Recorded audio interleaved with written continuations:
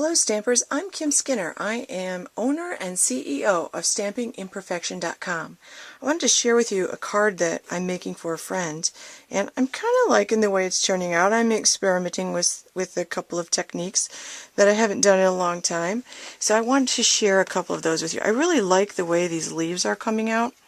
I got some new stamp sets and some new ink pads in the mail today, so of course I should be grading papers, but I just really wanted to experiment. So I'm using am I using anything from Just Believe? No, I'm not. I'm not using that one. I am using Flowering Flourishes, and I'm using My Friend, and at some point I'm going to use Just Believe because I've had these on my wish list since June and I finally got them today, so I was too excited not to use them. I'm also using this big dies cut from the Holiday Mini catalog. It's called Autumn Accents, and what I did was I cut out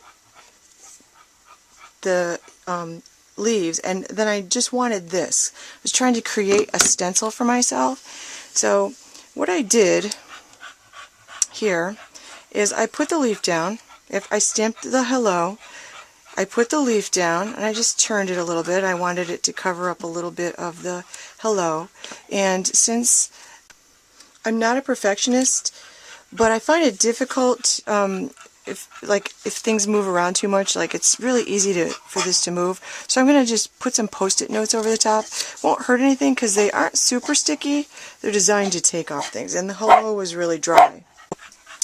So what I did was I'm using 4 stamp pads. I started with the More Mustard, brand new today, and I'm using just a little sponge, dabbing it on, and I always start off my paper just to get the excess, and then I'm just kind of blending along the edge. Then I wanted to have a little bit of blue, and this is not quite navy, so I just sponged a little bit of blue in, just a little bit, kind of try to be really smooth so there wouldn't be lines when I was all done. Then I used Always Artichoke. Of course, when I ordered my first set of stamp pads, it was the Regals collection because I just love these colors. Okay, and again, I'm going to start off this stamp pad a little bit because it's pretty thick. Oops. In spite of the index cards, it still wiggled. Okay, no worries. Easy to line up. Doesn't matter if it's not perfect. People will know it's handmade if it's not exactly perfect. And they'll be so delighted to get a card from you, they won't care if it's not perfect. They'll know that you took the time to make something special for them. Okay, and I always used Cajun Craze. I just want a little touch of red in there. Okay, and again, stamp a little bit off the paper. This one's really dark. Just wanted to get a little shadow in there. And kind of blend them together. So you get something that looks like that. And then I'm just going to move this the leaf template up. You remove it looks like that.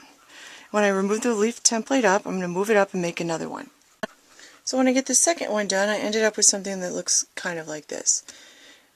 And I like it. Every single one is different because you can never shade any two the same. So I just really like the way that turned out. So I finished up my card. I put 2 leaves. I really liked the leaf technique. I added a few pearls. I thought the pearls were a pretty touch. But when I got the card all done, I just feel like it's a little busy. It's not really me. So I decided that I wanted to rework it a little bit and maybe take a couple elements out and not overdo it. So that's what I did today. I redid it. I used the same leaf technique with the mask and the sponges, and put just one little sentiment on. I added a border, which I made with the dotted scallop ribbon edge punch. It looks like this, and when you actually punch it out, it comes out looking like this. And it does, I don't know how well you can see that, it does, I think, take a little bit of practice to use. once you get this much punched out, then you have to slide it down.